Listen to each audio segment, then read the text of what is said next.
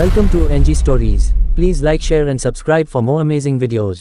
आज हम गांधी जी और अंबेडकर जी के आपसी रिश्ते की बात करेंगे। मोहनदास करमचंद गांधी और भीमराव अंबेडकर समकालीन थे। दोनों भारतीय समाज को सामाजिक न्याय और बंधुत्व आधारित चाहते थे, लेकिन ये कैसे किया जाए उसे लेकर उनमें मतभेद था।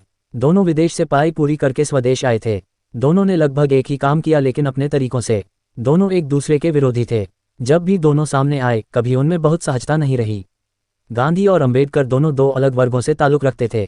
गांधी राजकोट में एक दीवान के घर पैदा हुए, जहां उनके परिवार का खासा मान सम्मान था। उनका परिवार राजकोट के कुलीन परिवारों में था। वहीं अंबेडकर मध्य प्रदेश के एक ऐसे परिवार में जन्मे जिसे अछूत माना जाता था। उन्हें पढ़ाई के दौरान और बाद में कटु अनुभवों से गुजरना पड़ा, जिससे एक विचारधारा उनमें मजबूत होती गई। अंबेडकर शुरू से ही पढ़ाई में बेहद मेधावी और प्रखर थे। जीवन के आरंभिक वर्षों में गांधी जी को कभी उन हालात और चुनौतियों का सामना नहीं करना पड़ा जो बाबा साहेब अंबेडकर के सामने आईं। गांधी और अंबेडकर कभी एक पार्टी में नहीं रहे। दोनों जिंदगी भर एक दूसरे के राजनीतिक विरोधी बने रहे। 1917 में अपनी पढ़ाई खत्म करके लौटने के बाद अंबेडकर ने वर्ण और जाति व्यवस्था खत्म करने के लिए मुहिम चलानी शुरू की। तब तक कांग्रेस की अगुवाई में स्वतंत्रता आंदोलन की कमान गांधी जी संभाल चुके थे। अंबेडकर ने राजनीति की अपनी जो रेखा खींची, उसमें गांधी और कांग्रेस उनकी विरोधी पार्टी थी। 1930 और 1940 के दशक में अंबेडकर ने गांधी जी की तीखी आलोचना की। उनका विचार था कि सफाईकर्मियों और पिछड़ों के उत्थान का गांधी जी का तरीका कृपावादी और नीचा दिखाने वाला है। अंबेडकर ने हिंदुत्व को ही खारिज कर दिया था। उनका विचार था कि यदि दलितों को समान नागरिक की हैसियत पानी है तो उन्हें दूसरी आस्था अपनानी होगी।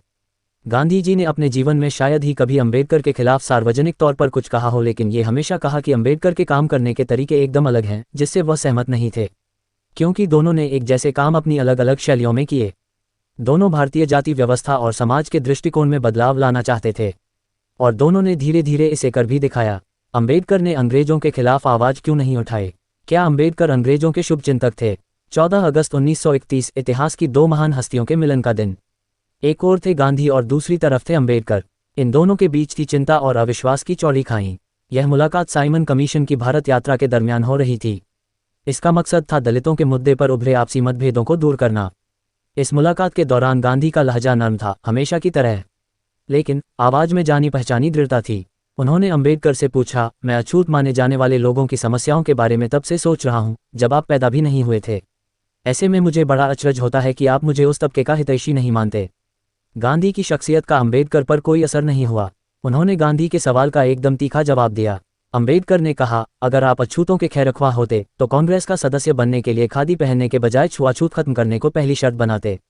जब देश के नौजवानों से लेकर बुजुर्ग और बच्चे तक भारत छोड़ो आंदोलन का हिस्सा बन रहे थे, उस वक्त अंबेडकर वायसराय की काउंसिल के सदस्य थे।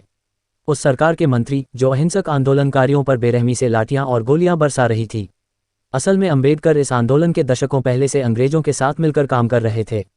इसमें शक नहीं कि अंबेडकर इतिहास पुरुष हैं।